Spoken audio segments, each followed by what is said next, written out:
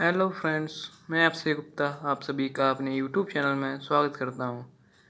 हमने पिछली वीडियो में राष्ट्रीय आय, आर्थिक समृद्धि, आर्थिक विकास तथा अर्थव्यवस्था के क्षेत्रों के विषय में जानकारी प्राप्त की थी। इस वीडियो में हम चर्चा करेंगे कि राष्ट्रीय आय निकाली कैसे जाती है और किस लागत पर, किस मूल्य पर निकाली जाती है। आइए एक बार दोबारा समझते हैं राष्ट्रीय आय क्या होती है। तो किसी राष्ट्र की अर्थव्यवस्था में जो एक वित्तीय वर्ष होता है उसके दौरान जो अंतिम वस्तुएं तथा सेवाएं उत्पादित की जाती हैं उनका मूल्य राष्ट्रीय आय कहलाता है। जैसा कि उस दिन हमने बताया था कि राष्ट्रीय आय के आंकड़े भारत में वित्तीय वर्ष पर आधारित हैं और भारत में वित्तीय वर्ष 1 अप्रैल से 31 मार्च तक होता है। भारत में जो राष्ट्रीय आय का आकलन और प्रकाशन करता है वो केंद्रीय सांख्यिकी संगठन CSO करता है। इसकी स्थापना मई 1951 में हुई थी। भारत में सर्वप्रथम राष्ट्रीय आय की गणना और प्रति व्यक्ति आय की गणना दादा भाई नौरोजी ने स्वतंत्रता प्राप्ति से पहले 1867 में की थी। उस समय जो प्रति व्यक्ति आय थी वो कुल 20 रुपये थी। राष्ट्रीय आय लेखांकन के जन्मदाता साइमन कुजनेट्स को माना जाता है। ये तो रहा राष्ट्रीय आय क्या होती है। आइए आज की वीडियो स्टार्ट करते हैं। आज हम पढ़ेंगे राष्ट्रीय आय की लागत, अर्थात राष्ट्रीय आय की गणना कैसे की जाती है तथा किस पर की जाती है। तो किसी अर्थव्यवस्था की आय यानी इसकी कुल उत्पादित वस्तुओं एवं सेवाओं के मूल्य की गणना या तो साधन लागत पर की जा सकती है या बाजार लागत पर। राष्ट्रीय आय की जो गणना है वो या तो साधन लागत पर FC पर या बाजार लागत MP पर की जाती है। आइए अब हम समझते हैं आगे साधन लागत, बाजार लागत क्या होती हैं। तो साधन लागत क्या होती है? जब कोई उत्पादक उत्पादन करता है तो उसे कई तरह से धन खर्च करना पड़ता है। जैसे ऋण लिया हो उसने तो ऋण पर ब्याज देना पड़ता है, कच्चा माल खरीदने के लिए श्रम देना हो पड़ता है, किराया देना पड़ता है। जैसे वो कहीं ज़मीन लिए है तो या तो वो खरीदेगा या किराए पर लेगा, बिजली का बिल देना पड़ता है आदि कई जगहों पर उसे धन व्यय करना पड़ता है। इसी सब को जोड़ना अर्थात इन्हीं सब के मूल्यों को जोड़ना साधन लागत है। अर्थात यह मूलतः निवेश की गई लागत होती है जिसे उत्पादक उत्पादन करते समय लगाता है। जैसे किसी कारखाने में ब्रेड बनती है तो जो उत्पादक है उसे सबसे पहले या तो गेहूं खरीदना पड़ेगा या आटा, उसके लिए धन व्यय करना पड़ेगा। श्रमिक लगाएंगे तो श्रमिक के लिए धन व्यय करने पड़ेगा। जो मशीनरी सामान खरीदेगा उस पर धन व्यय करना पड़ेगा और मशीनें बिजली से चलेंगी तो बिजली बिल देना पड़ेगा, उस पर भी धन व्यय करना पड़ेगा। जहाँ वो बनाएगा ब्रेड उस जगह का किराया देना पड़ेगा या उस जगह को नगद खरीदना पड़ेगा आदि कई जगह धन व्यय करना पड़ता है। इसी को साधन लागत कहते हैं। अर्थात जो उत्पादन करते समय उत्पादक जिन साधनों पर अपना धन व्यय करता है अर्थात धन लगाता है उसी को साधन लागत कहते हैं। अर्थात किसी वस्तु या सेवा के उत्पादन में उपभोग की गई या प्रयुक्त जो उत्पादन की सामग्री है उनके संपूर्ण मूल्य को साधन लागत कहा जाता है। साधन लागत लगाने के बाद जो उत्पादक है अगर वो किसी वस्तु या सेवा का उत्पादन करता है तो उसका मूल्य निर्धारण भी करता है।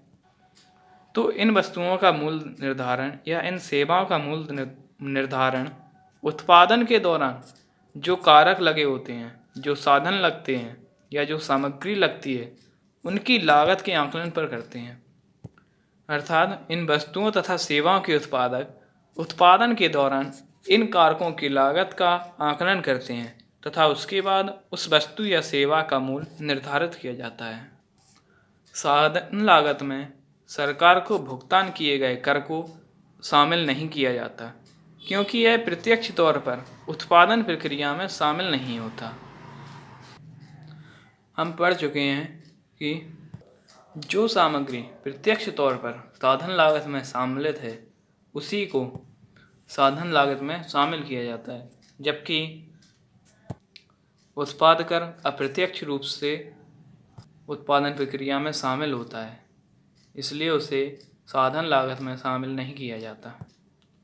परंतु यदि कोई सब्सिडी हमें सरकार से प्राप्त होती है तो उसे साधन लागत में ज़रूर शामिल कर लिया जाता है।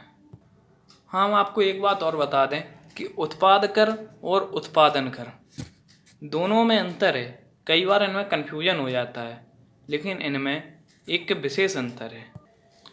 जैसे हम ब्रेड बनाने के लिए मशीन खरीदने गए, तो जो हम मशीन खरीदते समय कर व्यय करेंगे, कर का भुगतान करेंगे, उसे उत्पादन कर कहते हैं। वो उत्पादन प्रक्रिया में सम्मिलित होता है। परंतु जब कोई उत्पाद बनकर तैयार हो जाता है तब जो सरकार उस पर कर लगाती है उसे उत्पाद कर कहते हैं।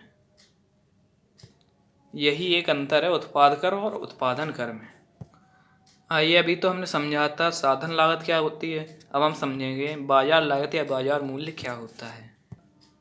तो बाजार मूल्य वह होता है, जैसे हम किसी चीज़ को खरीदें मार्केट से। जैसे हमने एक बिस्कुट खरीदा 5 रुपए वाला, तो उस पर MRP 5 रुपए होती है, उसी को बाजार मूल्य कहते हैं। अर्थात जब कोई उपभोक्ता किसी वस्तु या सेवा खरीदते समय उस पर जो धन व्यय करता है या विक्रेता को जो धन अदा करता है उसे ही बाजार मूल्य या बाजार लागत कहते हैं। और जो बाजार लागत होता है वो साधन लागत में कर जोड़ने के बाद प्राप्त होती है। जैसे कोई उत्पादक ने किसी वस्तु का उत्पादन किया, तो उत्पादन के बाद जब वो दुकान पर बिक्री के लिए जाएगी तो उस पर एक अप्रत्यक्ष तौर पर उत्पाद कर लग जाता है। उसी को शामिल करने के बाद MRP लिखी होती है। उसी MRP पर कोई उपभोक्ता उस वस्तु या सेवा को खरीदता है। उसी MRP को बाजार लागत या बाजार मूल्य कहते हैं। पहले कई कर लगाए जाते थे, जैसे केंद्रीय उत्पाद शुल्क, सैनवेट आदि, लेकिन अब केवल GST लगाई जाती है। GST goods and service tax, अर्थात बाजार मूल्य पर पहुंचने के लिए साधन लागत में सरकार को भुगतान किए गए कर को शामिल किया जाता है। भारत है जो वो पहले राष्ट्रीय आय की गणना साधन लागत पर करता था, लेकिन साधन लागत से कई गलतियां होती हैं।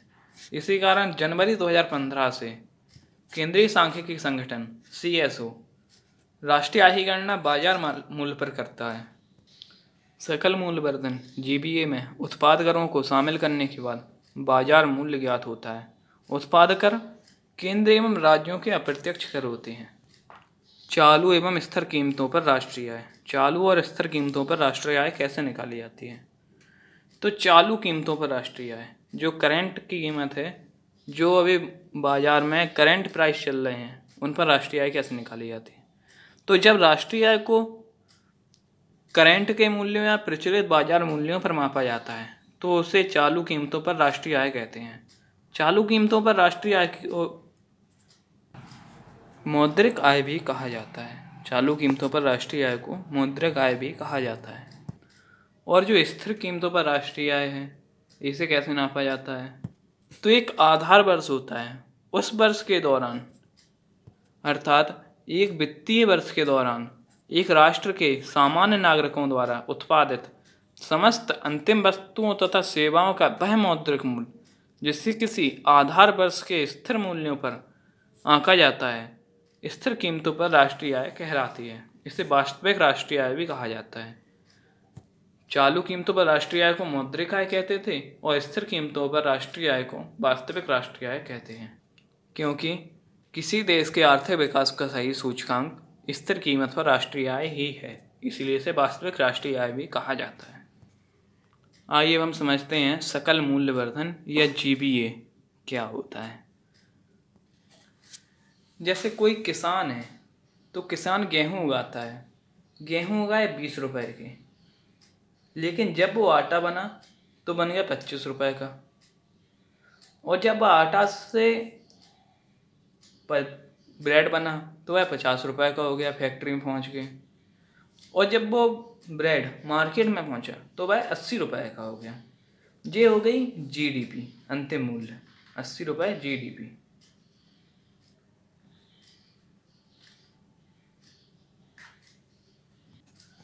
लेकिन जो किसान ने उत्पादन किया था गेहूं का, वो 20 रुपए का किया था।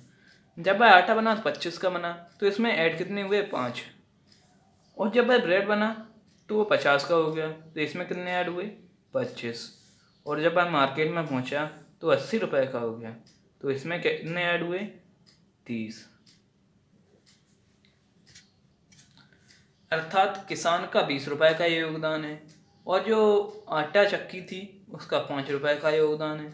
ब्रेड की जो कंपनी थी या फैक्ट्री थी उसका 25 रुपए का योगदान है, और मार्केट में जब वो पहुंचा तो सरकार का 30 रुपए का योगदान है, अर्थात उसने 30 रुपए कर लगाया। तो इनने प्रत्येक सेक्टर को अलग अलग दिखाना, ये है जीबीए।